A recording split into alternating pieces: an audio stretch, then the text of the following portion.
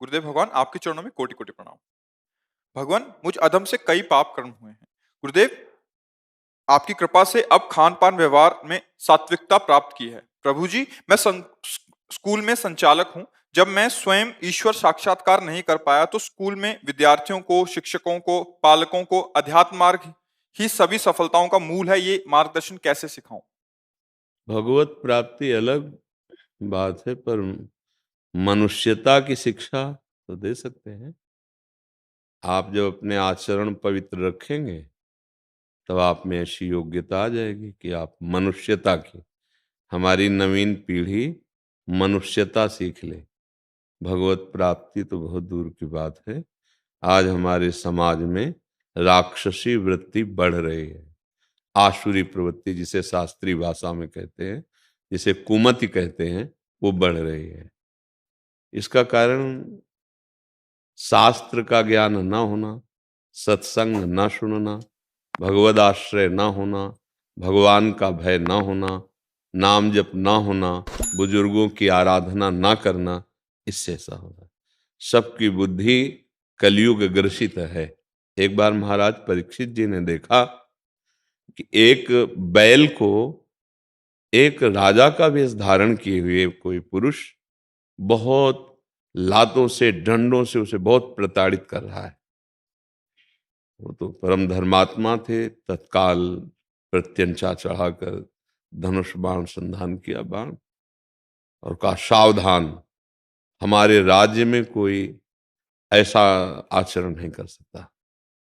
और देखा कि मारने पे उतारू, मुकुट उतार कर प्रणाम किया और कहा, महाराज राज्य तो आपका है, लेकिन सर्वत्र मैं यहाँ का राजा बनाया गया हूं। मेरा नाम कलयुग है। मैं यद्यपि आपके धर्म से, आपकी पवित्रता से, आपके भगवद आश्रय के प्रभाव से मैं भयभीत हूं, मैं मानता हूं मैं भयभीत हूं, पर मेरा राज्य में जा नहीं सकता और मेरे आचरण ही ऐसे हैं। अब मुझे रहने का ठौर बता दो कि यहाँ यहाँ रहो, तो हम आप जहां जहां बता देंगे वहां वहां रह जाऊंगा, फिर किसी को तंग नहीं करूंगा। तब उन्होंने बताया मदिरापान, क्योंकि उनके राज्य में धर्मात्मा पुरुष थे तो धर्म का ही प्रचार प्रसार था। मदिरापान, मांस खाना अर्थात हिंसा, पराई माताओं बहनों की तरफ काम दृष्टि अर्थात व्यभिचार, दूसरे के धन का, स्वत्व का किसी तरह अपहरण करना अर्थात चोरी, और द्यूत कीड़ा, छल करना, जुआ खेलना, उसी में छल कपट आ गया। किसी भी तरह से किसी की संपत्ति, वस्तु आदि का अपहरण करना, ये सब द्यूत कीड़ा के। बोले ये स्थान हम आपको दिए। तो कहा, महाराज आप खुद देख लीजिए, बहुत गंदे स्थान दिए, कोई एक अच्छा स्थान तो दे दो। तब उन्होंने कहा, जो अधर्म के द्वारा कमाया हुआ स्वर्ण है, संपत्ति है, धन है, उस पर अब आप विचार कर लीजिए कि ये चीजें अगर जीवन में होंगी तो कलयुग वास करेगा, और कलयुग वास करेगा तो अधर्माचरण की वृद्धि होगी। राक्षसी बुद्धि का ऐसा प्रभाव होगा कि वो सोच ही नहीं पाएगा कि मेरा मंगल किस में है, मेरा कल्याण किस में है, मेरा सुख किस में है। इसलिए हम सबसे एकांतिक में भी सत्संग में प्रार्थना करते हैं कि आप शराब मत पीजिएगा, आप मांस मत खाइएगा, आप तब तक ब्रह्मचर्य रहिए जब तक ब्याह ना हो जाए। जब अगर ब्याह हो जाए तो संयम से आप ब्रह्मचर्य को भगवत सेवा मानकर गृहस्थ धर्म का प्रयोग कीजिए। आप अगर अपनी रसेंद्री को पुष्ट करने के लिए जीवों की हत्या करेंगे, बुद्धि भ्रष्ट हो जाएगी। आप सांसारिक सुख भोग एकत्रित करने के लिए पापाचरण करके, अधर्म करके धन कमाएंगे तो ना आपके परिवार को शांति मिलेगी, ना आपको मिलेगी, और दुर्गति ऊपर से पक्की हो जाएगी। तो हमारा इस समय जो समाज है वो कलयुग को पूरा निमंत्रण किए बैठा है। अगर शराब नहीं पीता, मांस नहीं खाता, तो व्यभिचार कर रहा है। नाना प्रकार के छल कपट के द्वारा धन संग्रह करना चाहता है। अब बच्चों पे संस्कार क्या पढ़ेंगे? जैसा अन्न वैसा मन, जैसा संग वैसा रंग। इसलिए हमारी सबसे प्रार्थना है, अपने को हम पहले सुधारें, तब हम दूसरे को सुधारने की योग्यता अपने आप प्राप्त कर लेंगे। और भगवत भाव में तो प्रभु के सिवा कोई बचता नहीं, तो हम किसको सुधारें? ये जो भगवत भाव है, इसमें एकमात्र निज प्रभु में देखें जगत, सब में अपना मालिक दिखाई देता है, प्रभु दिखाई देता है। पर अब ये है कि जैसा स्वांग प्रभु करा रहे हैं वैसी लीला हो रही। कोई कह रहा है कि आप गुरु हो, तो शिष्य भाव उसका देखकर उसको उपदेश, बकाया सब में हमारा भगवान है। ये चरम अवस्था का जब बात आती है ये, पर हम यहाँ तक पहुंचने के लिए पहले आचरण तो पवित्र कर ले। देखो, उन्हीं परीक्षित ने एक दिन जरासंध का मुकुट जो जीत कर लाया गया था, जरासंध का वध कराया गया ना, भीम के द्वारा भगवान ने कराया, वो मुकुट पहन लिया और शिकार खेलने के लिए निकले। तो कलयुग था, अधर्म के द्वारा कमाए हुए स्वर्ण धन पर उसका अधिकार दिया था परीक्षित ने। बैठ गया खोपड़ी में, ऋषि के आश्रम में गए और कहा प्यास लगी है, और वो समाधिस्थ थे।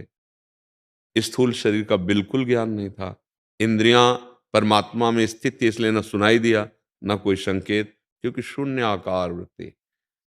उन्होंने समझा कि शायद, देखो संशय हो रहा है, ये कलयुग का प्रभाव, शायद मुझे देख करके आंख मूंद ली, कौन राजाओं से बात करे ऐसा। तो एक बाहर निकले, देखा मरा हुआ सर्प पड़ा था, उसको ऐसे धनुष की उससे नोक से उठाया और ऋषि के गले में डाल दिया।